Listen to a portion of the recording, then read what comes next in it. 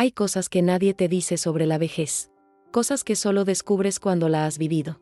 Yo estuve allí, sentada en una mesa de Navidad, y descubrí que la traición no siempre viene de un enemigo, sino de alguien que se sienta a tu lado, sonríe y te abraza. Y lo peor, descubrí que una herencia familiar puede ser el precio a pagar por el amor de un hijo. Imaginen despertar el día más especial del año con el corazón lleno de alegría, con el olor de la comida tradicional en el aire, y en un abrir y cerrar de ojos, ver cómo un simple plato se convierte en el símbolo de un veneno que lleva años creciendo.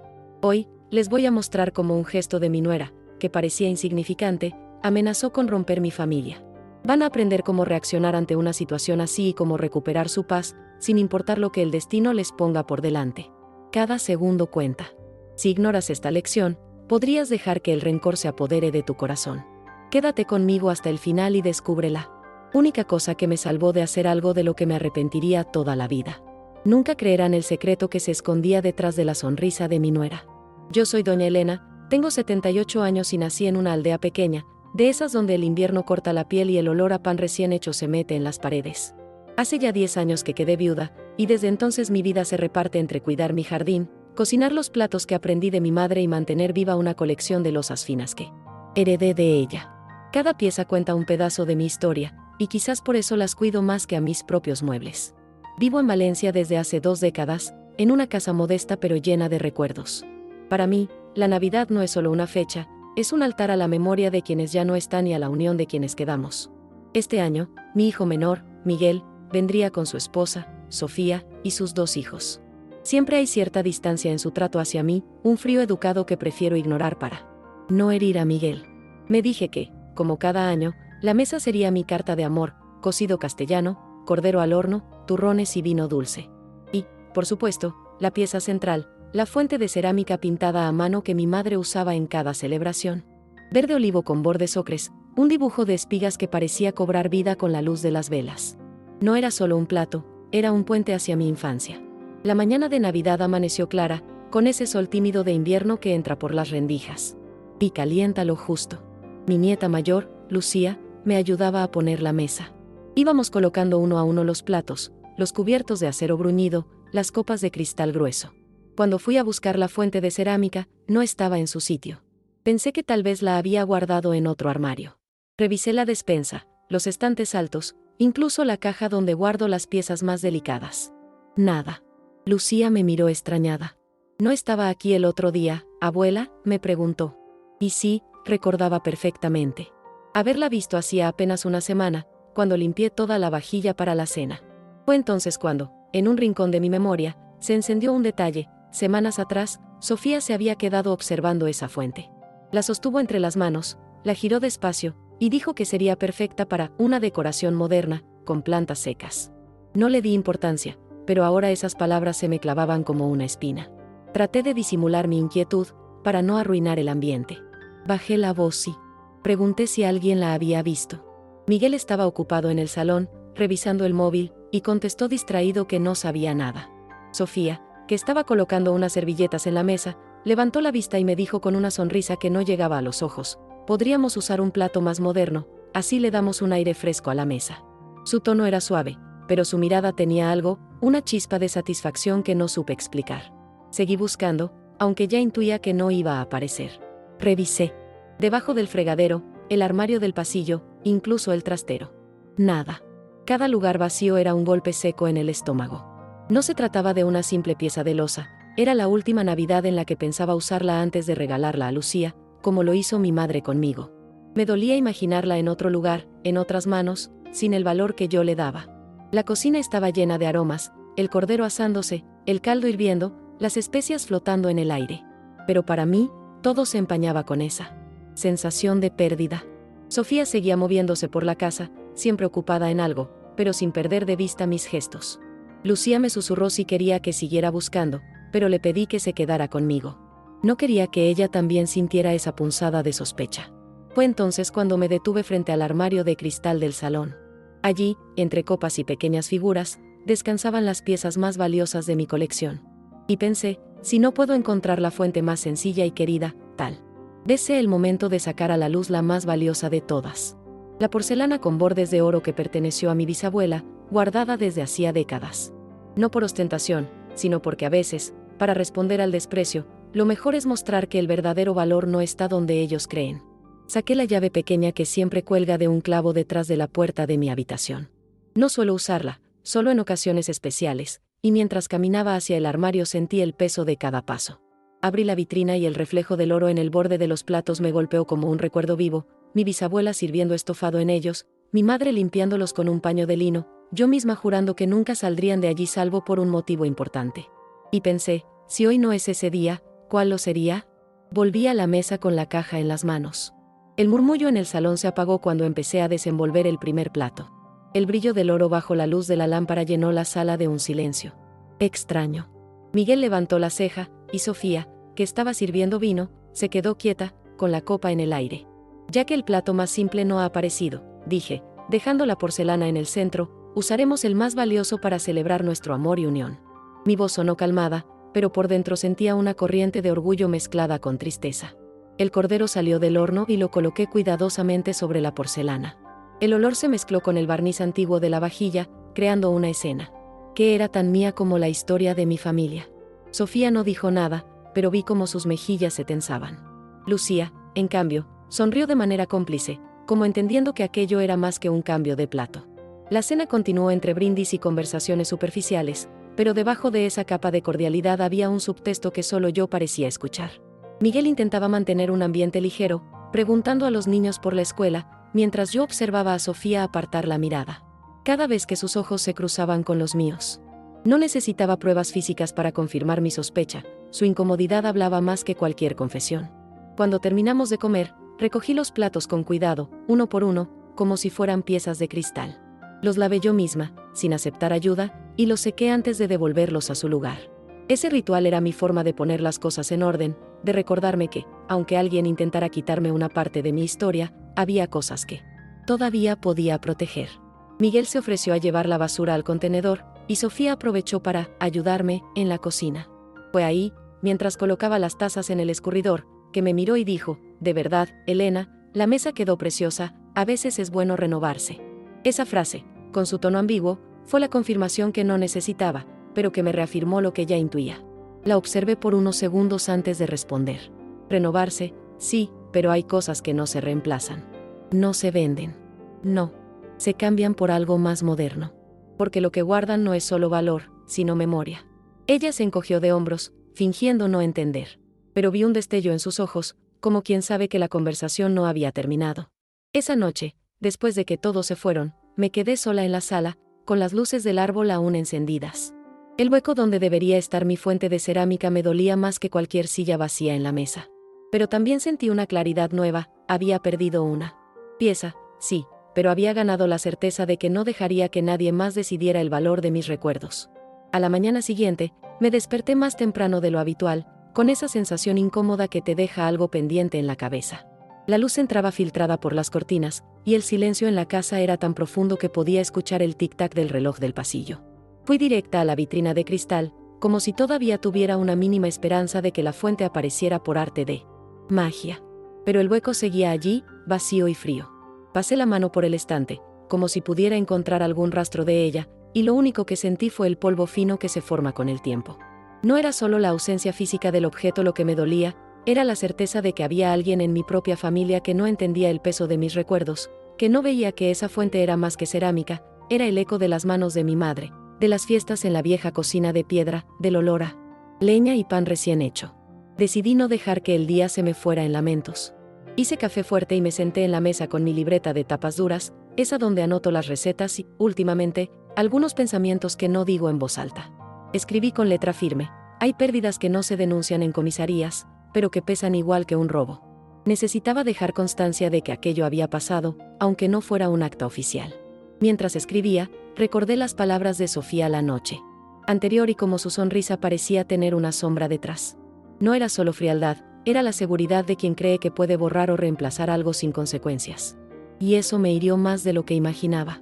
A media mañana, Miguel me llamó para saber si había dormido bien. Su tono era distraído, como quien cumple con una formalidad. Hablamos de los niños, del frío que se avecinaba, y cuando le mencioné la fuente, hizo una pausa demasiado larga antes de responder. Mamá, quizá la guardaste en otro sitio y no te acuerdas, dijo con esa voz suave que usan para tranquilizar a un enfermo. Sentí un nudo en la garganta. No solo no me creía, sino que estaba sugiriendo que mi memoria fallaba. Esa fue la primera vez que sentí que la pérdida del plato venía acompañada de algo más grande, el inicio de una desconfianza hacia mi capacidad de decidir, de recordar, de cuidar lo mío.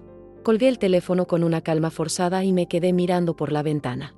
En la calle, un vecino barría hojas secas, y el aire frío traía olor a chimenea. Pensé en todas las veces que yo misma había defendido a Miguel y a Sofía en conversaciones familiares, intentando convencerme de que la distancia o la frialdad no significaban falta de cariño. Pero ese hueco en la vitrina, esa respuesta telefónica, me gritaban otra cosa, que había límites invisibles que alguien estaba intentando cruzar, y que si yo no reaccionaba, pronto serían cosas más importantes las que desaparecerían sin explicación. Esa tarde, decidí visitar a mi amiga Carmen, que vive a 2 calles. Carmen es de esas mujeres que saben escuchar sin interrumpir, con una mirada que te hace sentir comprendida. Le conté lo ocurrido, desde la preparación de la cena hasta la frase de Sofía en la cocina. Ella me escuchó en silencio, y al final dijo algo que me golpeó como un martillo: Elena, las cosas se pierden, sí, pero hay pérdidas que son un aviso. Si no haces nada ahora, mañana será otra cosa, y luego otra. Y no siempre será una fuente lo que falte. Esas palabras me acompañaron el resto del día como una campana que no deja de sonar. Volví a casa con la idea clara de que no podía dejarlo pasar. Me senté otra vez frente a la vitrina, esta vez con las manos apoyadas en el cristal. Pensé en las piezas que aún tenía y en lo que representaban. Si la fuente había desaparecido, podía proteger el resto. No podía retroceder el tiempo, pero sí podía decidir qué hacer con lo que quedaba.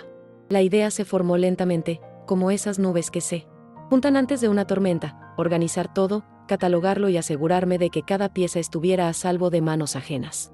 Esa noche, antes de dormir, revisé cada armario, cada caja, y anoté en la libreta el lugar exacto de cada pieza. No era un inventario frío, era como repasar un álbum de recuerdos. Cada objeto tenía su historia, y mientras lo escribía, sentía que recuperaba un poco de control. En un momento, sostuve entre las manos una pequeña taza con una grieta en el borde. Era la favorita de mi padre, y aunque ya no servía para beber, la guardaba porque en esa grieta estaba la memoria de tantas sobremesas con él. Me prometí que esa taza, como el resto, no saldría de mi casa sin que yo lo decidiera. Al día siguiente, cuando Miguel y Sofía pasaron a saludar antes de irse de vuelta a Madrid, yo ya estaba preparada. No iba a acusar sin pruebas, pero tampoco a sonreír como si nada hubiera pasado. Les recibí con la misma cortesía de siempre, pero con una serenidad distinta, la de quien ya ha tomado una decisión en silencio. Y aunque no lo dije en voz alta, sabía que ese sería el último año que mi vajilla se pondría sobre la mesa para todos. Cuando Sofía entró en la cocina para despedirse, llevaba ese abrigo beige que siempre combina con un pañuelo caro. Sonreía, pero sus ojos evitaban los míos. Aproveché que Miguel estaba en el pasillo ayudando a los niños con las maletas para decirle, con voz tranquila pero firme: Sofía, hay algo que quiero preguntarte antes de que te vayas. Se detuvo, giró levemente la cabeza y respondió con un dime, breve, casi impaciente. La miré directamente y le pregunté si había visto mi fuente de cerámica. Ella arqueó una ceja, como si la pregunta le sorprendiera, y negó con la cabeza, exagerando el gesto. No, Elena, ni idea. ¿Por qué crees que yo la habría visto?, dijo, con un tono en el que se mezclaban la ofensa y una ligera burla. Me incliné hacia la encimera, cruzando las manos, y le expliqué que esa pieza no era solo un plato, sino una herencia familiar. Desapareció justo después de que tú la admiraras, añadí, dejando las palabras caer despacio, como piedras en un pozo. Sofía soltó una pequeña risa, seca, y dijo: a veces las cosas se pierden, sobre todo cuando una tiene tantos años y tantos trastos acumulados. No necesitaba más para confirmar lo que ya sentía. Esa última frase fue como una bofetada disfrazada de cortesía. No le contesté de inmediato. La observé mientras ajustaba el cinturón del abrigo, y noté cómo se acomodaba en la incomodidad del silencio. Finalmente, le dije: tendrás razón, quizá es que con los años uno aprende a reconocer quién valora lo que tiene y quién no. Ella no respondió, pero su mano apretando la hebilla del cinturón se tensó. En ese momento entró Miguel, ajeno a la conversación, y Sofía cambió el tema con una rapidez calculada, preguntando por el tráfico de regreso. Les acompañé hasta la puerta. Los niños me abrazaron con cariño, y eso me suavizó un poco el ánimo. Pero al cerrar la puerta detrás de ellos, sentí que la casa se llenaba de un silencio denso, distinto al de las mañanas tranquilas. Este era un silencio que pesaba, que se acumulaba en los rincones. Me apoyé en la puerta y respiré hondo, consciente de que la relación con mi nuera había cruzado un punto del que no se regresa. Esa tarde, me senté con mi libreta y escribí un plan. No iba a enfrentarla directamente delante de toda la familia, porque sabía que eso solo traería más tensión con Miguel. En cambio, iba a proteger lo que era mío de una manera más estratégica. Anoté a quién dejaría cada pieza de la colección, con nombre y apellido, y qué historia acompañaría a cada una. Era mi forma de asegurarme de que, cuando yo no estuviera, nadie pudiera decidir por encima de mis deseos. En los días siguientes, empecé a mover discretamente las piezas más valiosas a un pequeño armario con cerradura en mi habitación. No era un castillo ni un museo, pero ese espacio se convirtió en mi refugio de seguridad. Mientras lo hacía, recordaba las manos de mi madre envolviendo cada plato en papel de periódico para protegerlo en las mudanzas. Y me di cuenta de que proteger la vajilla era, en el fondo, proteger la memoria de mi familia de ser borrada o menospreciada. Una mañana, recibí un mensaje de Miguel diciendo que Sofía había encontrado un plato bonito y que si quería, me lo enviaba por mensajería. La foto adjunta mostraba mi fuente, la de cerámica pintada a mano, envuelta en papel burbuja. No había disculpas, ni explicación, solo esa frase seca. Respondí con un simple, guárdala. Ya no la necesito. No porque no la quisiera, sino porque había decidido que no permitiría que volviera a mi casa como si nada hubiera pasado. Ese fue el punto de inflexión. Comprendí que no siempre recuperar lo perdido es la victoria. A veces, la verdadera victoria está en decidir que dejamos ir y que preservamos, y en no permitir que otros definan el valor de nuestras cosas, de nuestra historia, o de nosotros mismos. Y aunque la fuente ya no estaba conmigo, el resto de mi colección seguía intacta, segura, y con un destino claro que nadie podría alterar. A la semana siguiente, me levanté con una determinación distinta. No era solo el impulso de proteger mi vajilla, era la necesidad de poner en orden todo lo que había construido en estos 78 años. Preparé un café fuerte, me senté en la mesa de la cocina y abrí una carpeta donde guardo papeles importantes, escrituras, testamento, cartas antiguas. Mientras revisaba cada documento, me di cuenta de que muchas de mis decisiones pasadas habían sido tomadas pensando en mantener la paz familiar. Y ahí estaba el problema, había confundido paz con silencio. Esta vez no iba a callar ni a dejar cabos sueltos. Llamé a mi abogado de confianza, don Ricardo, un hombre de cabello blanco y gafas finas que lleva manejando mis asuntos legales desde que enviudé. Le pedí una cita urgente. Cuando llegué a su despacho, le expliqué con detalle lo ocurrido, sin exagerar pero sin omitir nada. Él me escuchó con atención, asintiendo de vez en cuando, y cuando terminé, dijo algo que me dio un extraño alivio. Elena, esto no es solo un problema de una fuente. Es una señal de que alguien puede intentar vulnerar sus decisiones en el futuro. Vamos a dejar todo atado y bien atado. Pasamos la mañana revisando el testamento y añadiendo cláusulas específicas. Decidí que cada pieza de mi colección tendría un heredero claro, y que si alguno de ellos intentaba venderla antes de tiempo, pasaría automáticamente a otra persona de mi elección.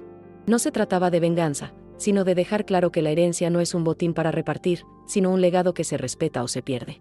Don Ricardo redactó todo con precisión, y cuando firmé los papeles, sentí una paz que no había tenido en días. Regresé a casa con la carpeta bajo el brazo y, antes de guardarla, me quedé un momento observando la vitrina. A pesar del hueco que había dejado la fuente, las demás piezas brillaban con la luz de la tarde. No eran solo objetos bonitos, eran testigos de bodas, cumpleaños, navidades, tardes de café con amigas. Al tocarlas, sentí que estaba tocando fragmentos de mi propia vida. Y ahora, por fin, esos fragmentos estaban protegidos por algo más que mi cuidado, tenían una defensa legal que nadie podría ignorar. Esa noche llamé a Lucía y le conté lo que había hecho. No le di todos los detalles, pero sí le expliqué que, pase lo que pase, un día ella recibiría parte de la colección y que quería que la cuidara como yo lo había hecho. Su voz sonó emocionada al otro lado del teléfono, y me prometió que así sería. Abuela, te lo juro, nunca dejaré que nadie las toque sin tu permiso, me dijo, y esas palabras me devolvieron algo que creí perdido, confianza. Con el paso de los días, empecé a notar pequeños cambios en mí. Ya no me limitaba a esperar las visitas de la familia ni a organizar mi vida en torno a ellas. Empecé a retomar actividades que había dejado de lado, salí más al mercado, invité a amigas a merendar, incluso me apunté a un taller de cerámica del Centro Cultural del barrio. Trabajar el barro con mis propias manos, darle forma, me recordó que yo también podía moldear mi vida de nuevo, sin depender del reconocimiento de nadie. Un sábado por la mañana, mientras esmaltaba una pieza en el taller, pensé en Sofía. No con rencor, sino con una claridad nueva. Comprendí que ella no había cambiado, yo era la que había cambiado. Ahora veía sus gestos y sus palabras por lo que eran, intentos de imponer su criterio, de borrar mi voz en asuntos que me pertenecen. Y la diferencia era que ya no iba a permitirlo. No porque quisiera pelear, sino porque, como me dijo Carmen, había aprendido a leer las señales a tiempo. Esa misma tarde, al volver a casa, puse llave al armario de mi habitación y colgué la llave en una cadena que llevo al cuello. No era un candado contra mi familia, era un símbolo para mí misma de que había recuperado el control. Cada vez que esa pequeña llave rozaba mi piel, me recordaba que había tomado una decisión consciente: cuidar lo que amo, proteger mi historia y sobre todo, no dejar que nadie la reescriba en mi lugar. Miguel fue el primero en notar que algo había cambiado. Me llamó una tarde, sin motivo aparente, preguntando cómo estaba y si necesitaba algo. Su voz tenía un matiz distinto, como si buscara algo detrás de mis respuestas. Yo le contesté con cordialidad, pero sin el tono complaciente que solía usar para evitar tensiones. Le hablé de mis clases de cerámica, de las amigas que habían venido a merendar, y de un nuevo rosal que había plantado en el jardín. No mencioné la vajilla, ni la fuente, ni el testamento. Sentí que ese silencio era parte de mi nueva forma de protegerme, no todo tenía que ser explicado, y menos a quien no había estado dispuesto a escuchar antes. Un par de semanas después, Miguel anunció que vendrían a visitarme un domingo para almorzar. Solo nosotros, sin prisas, dijo. Algo en su tono me hizo intuir que quería arreglar las cosas, o al menos medir el terreno. Acepté, pero en mi cabeza ya tenía claro que esta vez no iba a esforzarme por impresionarles con una mesa perfecta o un menú elaborado. Prepararía algo sencillo, como hacía en mi día a día, porque no pensaba volver a poner todo mi amor y trabajo en manos que no lo valoraban. Ese domingo amaneció soleado, y yo me levanté sin prisa. Hice una tortilla española, una ensalada fresca y un bizcocho de limón. No usé ninguna pieza de mi colección, serví todo en platos comunes, blancos, sin adornos. Cuando Miguel y Sofía llegaron, noté cómo ella recorrió la mesa con la vista, como buscando algo que no estaba. No dijo nada, pero el pequeño fruncimiento de sus labios me bastó para confirmar que había percibido el cambio. La comida transcurrió en un ambiente extraño. Miguel intentaba mantener una conversación ligera, preguntando por mis clases y el jardín, pero Sofía estaba más callada de lo habitual. En un momento, él comentó: «Mamá, esta mesa se ve diferente, más simple, más práctica». Yo sonreí y respondí: «Sí, Miguel, ahora reservo mis piezas especiales para momentos especiales, con personas que las aprecian de verdad». La frase quedó flotando en el aire como una campanada. Sofía bajó la mirada hacia su plato, y Miguel, aunque intentó disimular, me observó con una mezcla de sorpresa y reflexión. Después del café, me quedé a solas con Miguel en la cocina mientras Sofía iba al baño. Él aprovechó para decirme, con tono bajo: «Mamá, ¿de verdad crees que Sofía?» No terminó la frase, pero yo completé por él: «Miguel, no voy a discutir sobre lo que creo o no. Lo que sí sé es que hay cosas que no volverán a pasar». No hubo reproche en mi voz, solo una certeza firme. Él asintió despacio, y noté que quería decir algo más, pero en ese momento Sofía regresó y la conversación cambió. Cuando se fueron, me quedé mirando la mesa vacía.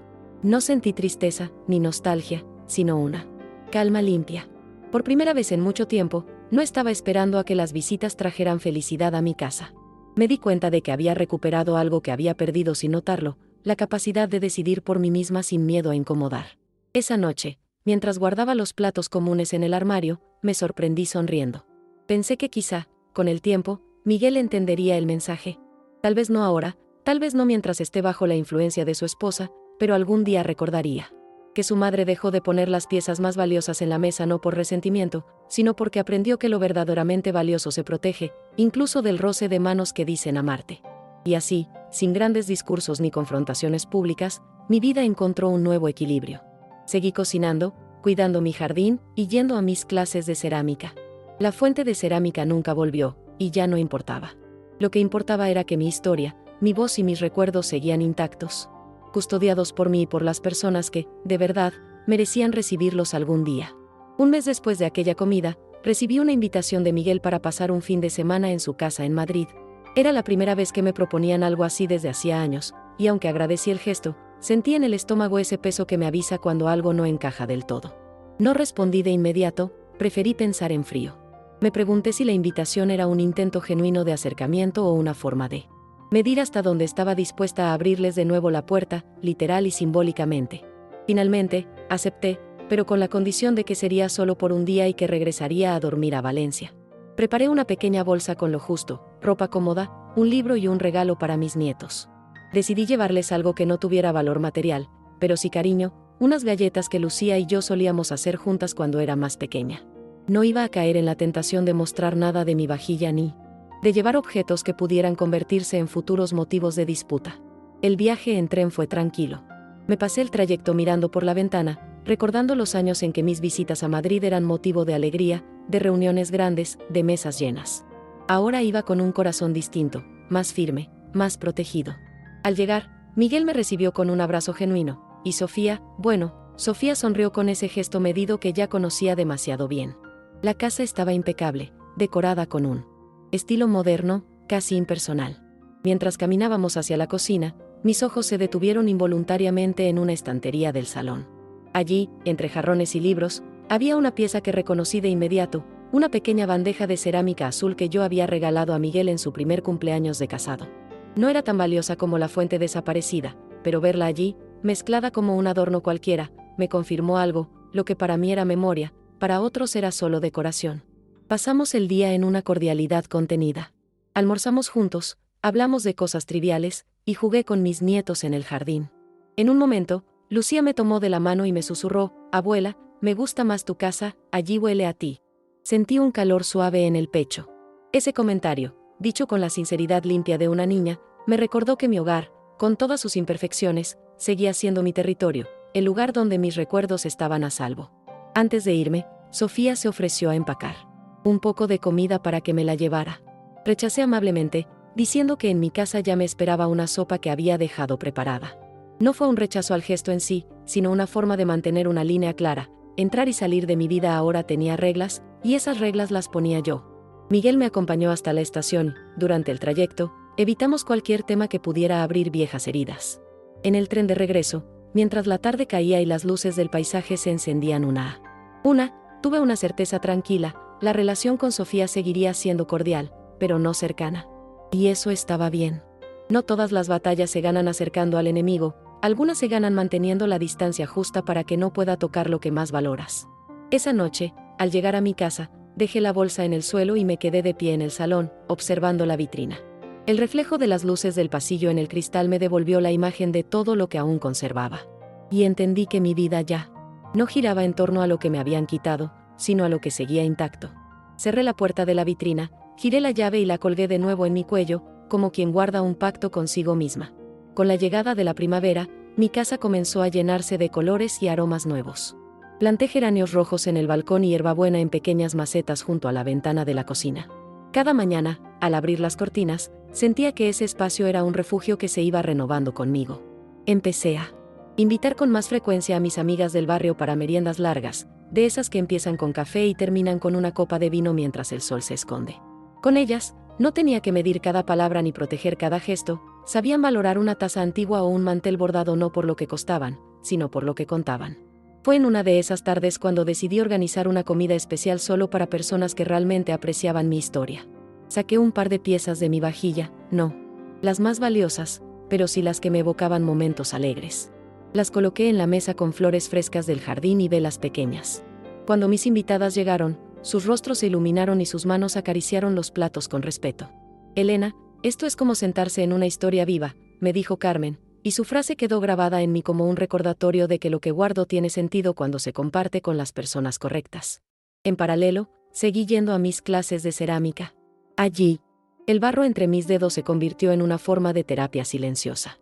Modelar, lijar, esmaltar, cada paso me enseñaba que las piezas frágiles pueden transformarse en algo fuerte si se trabaja con paciencia. Comencé a crear pequeñas fuentes y platos que, aunque no tenían la antigüedad de mi colección, llevaban mi toque personal. Empecé a regalarlos a personas que sabía que los cuidarían, y ese acto me devolvía una alegría que no esperaba. Un día, Lucía vino a visitarme sola.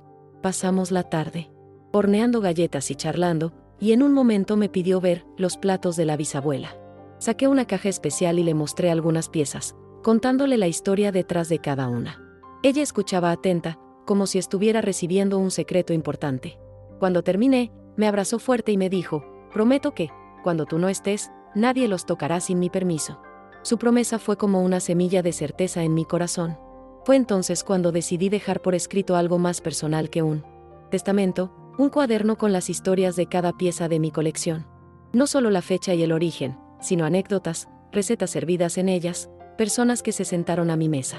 Quería que, cuando llegara el día, quien las heredara no recibiera solo un objeto, sino un pedazo de mi vida.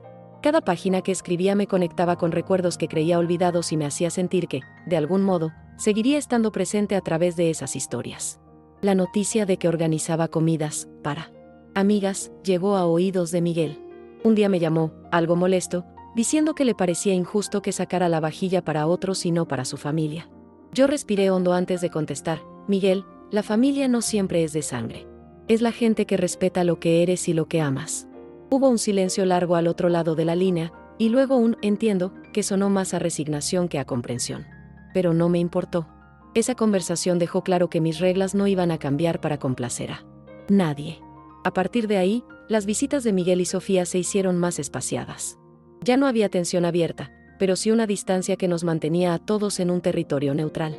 Y para mí, eso era suficiente. No necesitaba reconciliaciones teatrales ni confrontaciones dramáticas, necesitaba paz, y la estaba encontrando en las personas y actividades que llenaban mis días de sentido. La tarde que terminé de escribir el último capítulo de mi cuaderno, cerré la tapa y la coloqué junto a la vitrina, como una guardiana silenciosa de mi legado. No sabía cuánto tiempo me quedaba, pero sí sabía que, pase lo que pase, mi historia ya estaba protegida y contada con mis propias palabras. Y esa certeza, más que cualquier objeto, era mi verdadero tesoro. Un sábado por la mañana, mientras regaba las macetas del balcón, vi pasar por la calle a Sofía con una amiga. Iban charlando, cargadas con bolsas de compras, y por un instante nuestras miradas se cruzaron. Ella levantó la mano en un saludo breve, casi protocolario, y yo respondí con una sonrisa educada. No hubo más. Ese gesto, tan simple y tan vacío, me confirmó que ya no quedaba nada que atara nuestras vidas más allá de Miguel y los niños. Y entendí que esa distancia, lejos de ser una pérdida, era un espacio ganado para mi tranquilidad. Días después, recibí una invitación del Centro Cultural para exponer algunas de mis piezas de cerámica hechas en el taller. Al principio dudé, no creía que mi trabajo amateur mereciera estar en una exposición. Pero Carmen insistió, recordándome que no se trataba de competir con nadie, sino de compartir lo que había creado con mis propias manos. Acepté, y pasé las semanas siguientes puliendo los bordes, retocando esmaltes, y eligiendo con cuidado qué piezas llevaría. Sentí una emoción parecida a la de mis primeras navidades organizando cenas, pero esta vez sin el peso de tener que agradar a todos. El día de la inauguración, el salón del Centro Cultural estaba lleno de vecinos y curiosos. Mis piezas estaban dispuestas en una mesa larga, con pequeñas tarjetas que describían su inspiración. Entre ellas, coloqué una réplica de la famosa fuente de cerámica perdida, hecha por mí misma, con colores ligeramente distintos. No lo hice como una provocación, sino como un símbolo: lo que otros me quitaron, yo podía volver a crearlo, incluso mejorado. Más de una persona se detuvo a admirarla y a preguntarme si estaba en venta, y yo respondí que no, que esa era mía para siempre. Lucía vino con una de sus amigas y se paseó orgullosa por la sala, señalando mis trabajos. En un momento me tomó de la mano y me dijo: «Abuela, ahora entiendo por qué cuidas tanto tus cosas. Son parte de ti». Su voz sonó con la convicción de quien ha aprendido una lección no por obligación, sino por experiencia. Ese instante valió más que cualquier disculpa que pudiera venir de otra parte. Esa noche, al volver a casa con mis piezas envueltas en papel, me detuve frente a la vitrina. La abrí, no para guardar nada nuevo, sino para sacar una de las tazas más antiguas y usarla. Preparé un té de hierbabuena y me lo tomé en el sofá, disfrutando el simple hecho de que no todo lo valioso tiene que estar protegido detrás de un cristal. Algunas cosas se disfrutan más cuando se usan sin miedo. Poco después, recibí una llamada inesperada de Miguel. Me dijo que había visto fotos de la exposición y que se sentía orgulloso. Noté un tono sincero en su voz, aunque evitó mencionar a Sofía. Le agradecí sus palabras, pero no las tomé como un puente para volver atrás. Lo nuestro seguiría siendo cordial, sin más, y eso me parecía bien. No buscaba reconstruir algo que ya no tenía cimientos. Con el paso de las semanas, mi vida siguió su curso. Me involucré más en el Centro Cultural, ayudando a organizar talleres para otras personas mayores. Descubrí que muchas, como yo, tenían historias y recuerdos que nadie había escuchado con atención. Escucharlas me hacía sentir parte de una red invisible de mujeres que habían aprendido, a veces a golpes, a cuidar lo suyo. Y en esas conversaciones, me reconocía y me fortalecía. Un día, mientras escribía en mi cuaderno, me di cuenta de que ya no pensaba en la fuente perdida con tristeza. Ahora la veía como un punto de inflexión, una señal que me obligó a actuar y a dejar de posponer decisiones importantes. No fue un final, sino un comienzo distinto, uno en el que yo marcaba mis propias reglas y vivía con la serenidad de saber que mi historia estaba a salvo. Un domingo temprano, decidí hacer algo que llevaba tiempo rondando en mi cabeza: abrir mi casa para una comida comunitaria, invitando no solo a mis amigas más cercanas, sino también a vecinos con los que apenas había cruzado un saludo. Pasé la semana preparando el menú y seleccionando cuidadosamente qué piezas de mi vajilla usaría. No escogí las más caras ni las más frágiles, sino aquellas que guardaban historias alegres, esas que podían compartirse sin miedo. Al ponerlas sobre la mesa, me di cuenta de que, por primera vez en mucho tiempo, estaba usando mis cosas sin la sombra de la desconfianza. La mañana de la comida, la casa se llenó de voces, risas y aromas que salían de la cocina. Había niños correteando por el pasillo, mujeres ayudando a servir, hombres charlando junto a la ventana. El ambiente era tan distinto a las reuniones familiares tensas que me quedé unos segundos observando en silencio, como si quisiera grabar ese momento en mi memoria. No había miradas calculadas, ni silencios incómodos, solo personas disfrutando de estar juntas. En medio de la comida, Carmen se levantó y propuso un brindis. Levantó su copa y dijo: por Elena, que ha sabido transformar una pérdida en una nueva forma de vivir, y por enseñarnos que lo que se protege con amor nunca se pierde de verdad. Todos aplaudieron y sentí que mis ojos se humedecían. No era solo el reconocimiento, era la certeza de que estaba rodeada de gente que entendía lo que significaba cuidar de algo más allá de su valor material. Al final del almuerzo, mientras recogíamos, una vecina me preguntó si no tenía miedo de que algo se rompiera. Le respondí con una sonrisa: antes lo tenía, pero entendí que lo que guardo en mi corazón es irrompible. Lo demás, se repara o se reemplaza. Esa frase salió de mí sin pensarlo, y al decirla supe que me pertenecía como un nuevo lema de vida. Esa tarde, después de que todos se fueran, la casa quedó en silencio, pero un silencio distinto, lleno de ecos alegres. Me senté en el sofá con una taza de café y observé la mesa aún con migas de pan y copas vacías. Era un desorden hermoso, testigo de un día vivido sin reservas. Me di cuenta de que la verdadera seguridad no está en encerrar todo bajo llave, sino en saber cuándo y con quién abrir la puerta. En los días siguientes, recibí mensajes y llamadas agradeciéndome la invitación. Algunos me decían que no recordaban haber disfrutado tanto de una comida en casa ajena.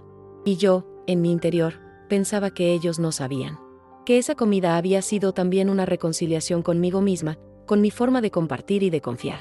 Lucía, que había estado todo el tiempo ayudándome, me envió una foto que había tomado sin que me diera cuenta, yo sirviendo comida en una de las fuentes antiguas, sonriendo, con las manos firmes y el gesto sereno. Al verla, me reconocí.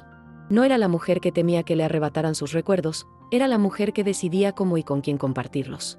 Esa noche guardé las piezas usadas, no con el cuidado obsesivo de antes, sino con un cariño tranquilo. Cerré la vitrina y dejé la llave en su lugar, pero esta vez no me la colgué al cuello. Me di cuenta de que ya no necesitaba llevarla encima para sentirme segura. La seguridad estaba en mí, no en el metal frío de una cerradura. Un par de semanas después de aquella comida comunitaria, recibí una llamada inesperada de Miguel. Sonaba nervioso, y después de unos segundos de rodeos, me dijo que él y Sofía querían pasar un fin de semana en Valencia, para hablar. No especificó sobre qué, pero su tono dejaba claro que había algo más que una simple visita familiar. No sentí miedo ni ansiedad, solo una calma expectante. Acepté, pero les advertí que no había preparado nada especial, que la mesa estaría puesta como en cualquier otro día. Era mi manera de dejar claro que las antiguas dinámicas habían cambiado. Cuando llegaron, Sofía parecía distinta. No llevaba esa sonrisa calculada, más bien, un gesto tenso, como quien tiene algo pendiente de decir. Pasamos la tarde en un intercambio de frases cortas, hasta que, después de cenar, Miguel pidió que nos sentáramos los tres en el salón. «Mamá, queremos pedirte disculpas», empezó, con la voz baja. Sofía asintió, evitando mi mirada. La fuente, fue un error, pensé que podría usarla para una decoración y luego olvidé devolvértela. No imaginé que para ti significaba tanto. Escuché sus palabras con atención, sin interrumpir. No sentí la satisfacción que uno podría esperar en ese momento, porque mi objetivo nunca había sido obtener una confesión. Lo que sí sentí fue un cierre. Le respondí despacio: «Sofía, lo importante no es la fuente, sino que entiendas que no todo se puede tomar como si fuera tuyo. Hay cosas que pertenecen a la historia de una persona, y cuando las tocas sin permiso, no solo te llevas un objeto, te llevas un pedazo de su vida». Hubo un silencio pesado después de mis palabras. Miguel me miraba con una mezcla de alivio y vergüenza, y Sofía, aunque Incómoda, parecía estar procesando lo que dije. No busqué abrazos ni promesas, simplemente me levanté, fui hasta la vitrina y señalé el hueco donde había estado la fuente. Ese espacio vacío me enseñó más que cualquier discurso, añadí, y volví a sentarme. Pasamos el resto de la noche hablando de temas ligeros, como si nada hubiera pasado.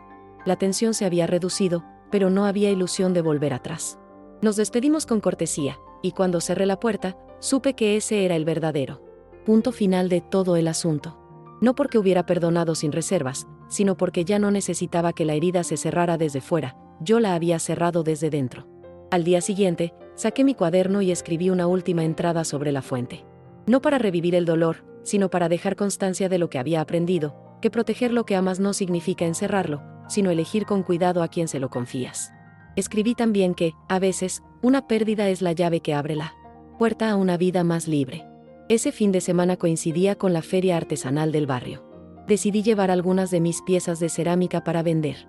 No eran perfectas, pero cada una tenía mi sello.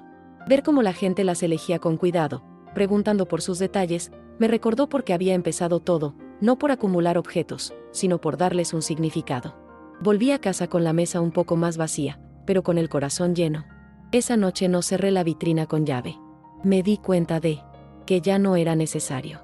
Había recuperado algo que ninguna cerradura podía garantizar, la confianza en mis propias decisiones y la certeza de que, pase lo que pase, mi historia seguirá siendo mía. Con el paso de los meses, mi casa se convirtió en un lugar más abierto que nunca, pero no para cualquiera. Aprendí a elegir mis visitas como quien selecciona las semillas para el huerto, solo aquellas que se quedarán fruto. Las meriendas con mis amigas se volvieron un ritual fijo, y Lucía venía al menos una vez al mes para pasar el fin de semana conmigo. En esas noches, cocinábamos juntas, hablábamos de todo y a veces nos quedábamos viendo viejas fotos hasta que el sueño nos vencía. No necesitaba grandes celebraciones para sentirme acompañada, bastaba con la presencia de quienes sumaban, no de quienes restaban. Mi rutina cambió de forma natural. Por las mañanas, dedicaba tiempo al jardín, y después me iba al centro cultural a ayudar en el taller de cerámica. Allí, empecé a enseñar a otros mayores a hacer piezas sencillas. Me gustaba ver cómo, al trabajar con las manos, las personas se abrían y empezaban a contar sus propias historias. Descubrí que, en cierto modo, enseñar cerámica era también enseñar a cuidar de la propia historia, a moldearla con paciencia, a no dejar que otros la rompan. En uno de esos talleres, una mujer llamada Teresa me contó que su nuera había vendido sin permiso unas joyas de familia. La escuché en silencio y luego le dije algo que había aprendido en carne propia. A veces no podemos recuperar lo que nos quitan, pero sí podemos decidir qué hacemos con lo que queda. Y ahí está nuestra verdadera fuerza. Vi en sus ojos el alivio de sentirse comprendida, y me di cuenta de que mi experiencia, aunque dolorosa, servía para tender puentes con otras personas. El verano llegó con su calor espeso, y mi balcón se llenó de flores que parecían saludarme cada vez que salía a regarlas. Una tarde, mientras tomaba un té, pensé en cómo había cambiado mi relación con las cosas materiales. Antes, me definía en parte por lo que guardaba, ahora, me definía por cómo vivía y compartía lo que tenía. Las piezas de mi colección seguían allí, pero ya no como trofeos intocables, sino como capítulos vivos de un libro que aún estaba escribiendo. Un domingo, Lucía me pidió usar una de las fuentes antiguas para servir una tarta que había hecho. No dudé ni un segundo. La sacamos juntas, la lavamos con cuidado y la colocamos en la mesa. Verla disfrutar de algo que para mí era tan especial, sin temor a que se rompiera, me dio una sensación de libertad que no había experimentado en años. Comprendí que proteger no siempre significa guardar, a veces significa permitir que otros creen recuerdos nuevos con aquello que uno ama. Con el tiempo, también aprendí a no gastar energía en resentimientos. Sofía seguía siendo parte de la familia por Miguel y los niños, pero ya no ocupaba espacio en mis pensamientos más allá de lo necesario.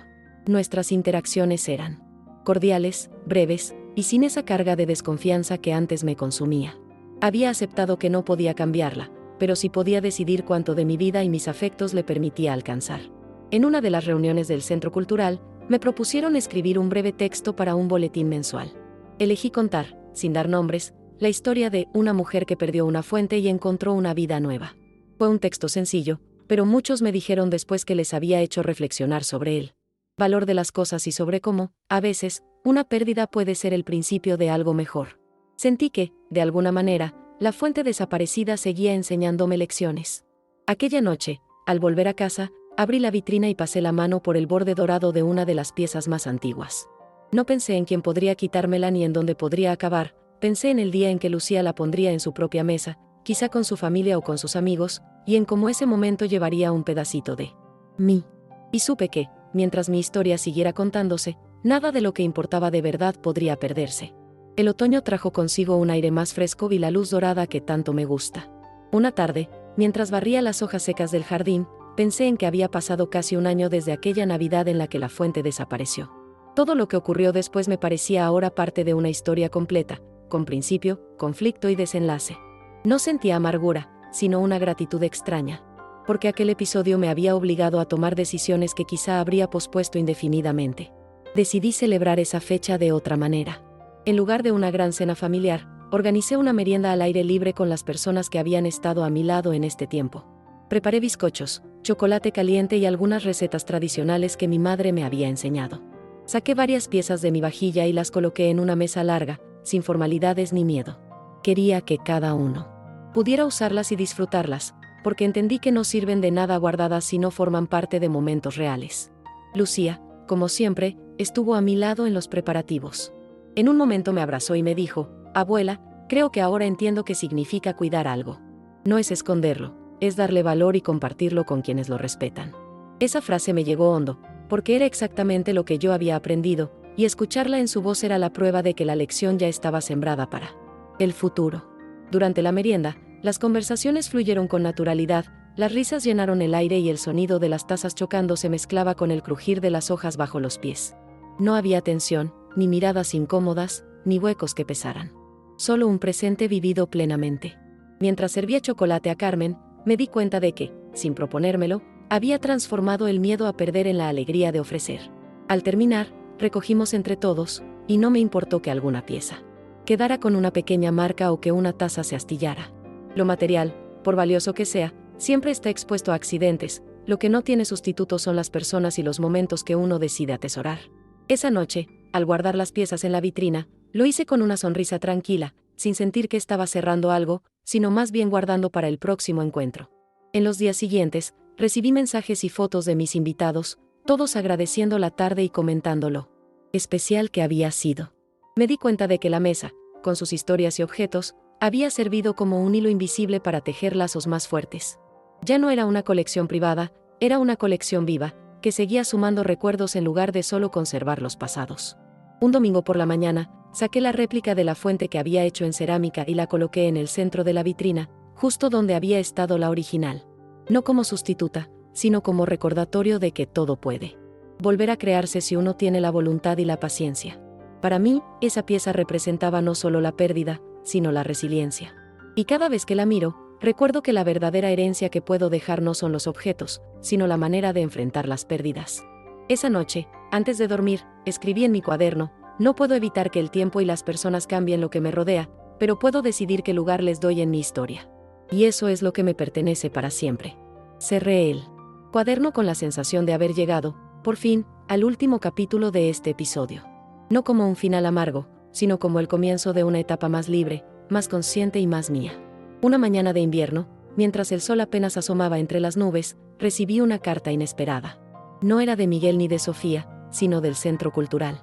Me invitaban a dar una pequeña charla en un ciclo llamado Objetos con Memoria, donde varias personas contarían la historia detrás de un objeto importante en sus vidas. Al principio dudé, pero luego pensé que tal vez esa era la manera perfecta de cerrar un círculo. No para exponer heridas, sino para mostrar lo que había crecido a partir de ellas. El día de la charla, llevé conmigo la réplica de la fuente que había hecho en cerámica. Me senté frente a un grupo de unas 20 personas, algunas conocidas y otras no, y empecé a contar la historia desde el principio, como esa fuente, en su versión original, había sido testigo de tantas celebraciones. Cómo desapareció una Navidad y cómo ese vacío me obligó a replantear la manera en que protegía mis recuerdos. No mencioné nombres ni acusaciones, pero sí hablé de lo que aprendí sobre el valor, la pérdida y la reconstrucción. Mientras hablaba, vi que varias personas asentían, y supe que no era la única que había pasado por algo así. Cuando terminé, recibí un aplauso cálido, no por la tragedia, sino por la resiliencia. Una mujer se acercó al final y me dijo: «Gracias por recordarme que lo que importa no es el objeto en sí, sino lo que nos inspira a hacer después de perderlo». Sentí que esas palabras resumían todo lo que yo misma había llegado a comprender. Esa noche, al llegar a casa, Dejé la fuente réplica en la mesa del salón y me quedé mirándola un rato. Ya no la veía como una sustituta de lo perdido, sino como un símbolo de mi capacidad para rehacerme. Y en ese momento, decidí que, cuando llegara mi próxima Navidad, esa pieza estaría en el centro de la mesa, no como un trofeo protegido, sino como parte activa de la celebración. Llegó diciembre y, fiel a mi decisión, organicé una cena navideña. No fue una reunión masiva, invité solo a quienes me habían acompañado en este camino. Colocar la réplica de la fuente en el centro de la mesa, llena de cordero al horno, fue un acto sencillo, pero para mí cargado de significado.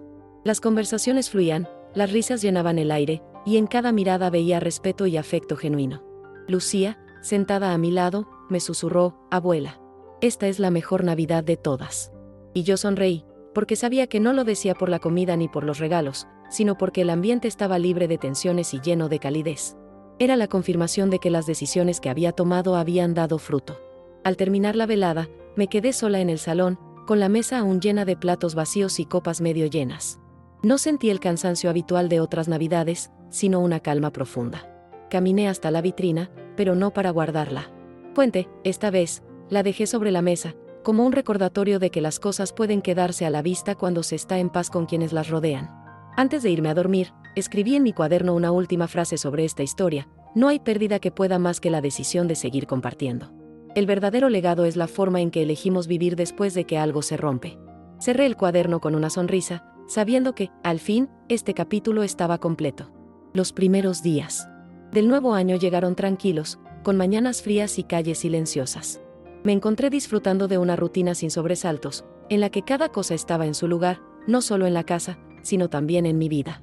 Ya no pensaba en la fuente desaparecida como una herida, sino como una puerta que me había llevado a un lugar más seguro, más auténtico. Y lo más importante, me había enseñado que no todo lo que se pierde merece ser recuperado, pero sí merece ser recordado por lo que nos hizo aprender. Un sábado, mientras limpiaba la cocina, decidí abrir la vitrina y sacar varias piezas para lavarlas. No era por necesidad, sino porque quería verlas brillar a la luz del invierno. Mientras las secaba, pensé en las manos que algún día las sostendrían cuando yo ya no estuviera. No sentí tristeza, sino un orgullo sereno. Había hecho lo necesario para que cada una encontrara el lugar correcto, con la persona correcta. Ese pensamiento me dio una paz profunda. Por la tarde, recibí la visita de Carmen. Nos sentamos con un café y hojaldres, y hablamos de todo un poco. En un momento, me miró y dijo: Elena, hace tiempo que no te veía tan tranquila. Me reí y le respondí: es que ahora sé quién puede sentarse en mi mesa y quién no, y créeme, eso lo cambia todo. Ella asintió, y en su sonrisa entendí que no necesitaba dar más explicaciones. A los pocos días, Lucía me llamó para contarme que había empezado a anotar recetas y recuerdos en un cuaderno, para que no se pierdan, dijo. Su voz sonaba ilusionada, como si hubiera encontrado un pequeño tesoro en ese hábito. Me emocionó saber que, sin proponérmelo, había pasado a ella el valor de conservar y compartir lo que importa. Un domingo soleado, me senté en el balcón con una manta y una taza de té. Desde allí, observé a la gente caminar, parejas tomadas de la mano, niños jugando, vecinos saludándose. Pensé en todo lo que había cambiado en un año y en cómo, al final, las pérdidas son como el invierno, frías, incómodas, pero necesarias para que llegue la primavera. Y la mía, sin duda, ya había llegado. Esa noche, antes de dormir, me acerqué a la vitrina una última vez. Pasé la mano por el cristal y observé mi colección completa. No había huecos que dolieran, solo espacios que contaban historias. Me di cuenta de que no había necesidad de cerrar la puerta con llave, la cerré suavemente, más como un gesto de cariño que de protección. En mi cuaderno, escribí la frase que quería que quedara como epílogo de todo: las cosas se rompen, se pierden o cambian de manos, pero lo que permanece es lo que somos capaces de reconstruir en nosotros mismos. La subrayé y la dejé en la última página, como quien coloca una piedra firme para marcar el final de un camino. Apagué la luz con una sensación de plenitud. No porque todo fuera perfecto, sino porque había aprendido a vivir sin miedo a perder, y eso me hacía sentir más libre que nunca. Y mientras el sueño llegaba, supe que, pase lo que pase, siempre encontraré la manera de poner algo valioso en el centro de mi mesa, aunque sea solo mi propia paz. A veces, no nos damos cuenta de cuánto hemos crecido hasta que miramos atrás y vemos el camino recorrido. Esta historia, con todas sus pérdidas y aprendizajes, me enseñó que lo más valioso no siempre es lo que guardamos detrás de una vitrina, sino lo que elegimos vivir y compartir cada día. Y creo que, de alguna manera, todos tenemos nuestra fuente perdida, ese momento que nos obliga a cambiar la forma en que Vemos y cuidamos lo que amamos.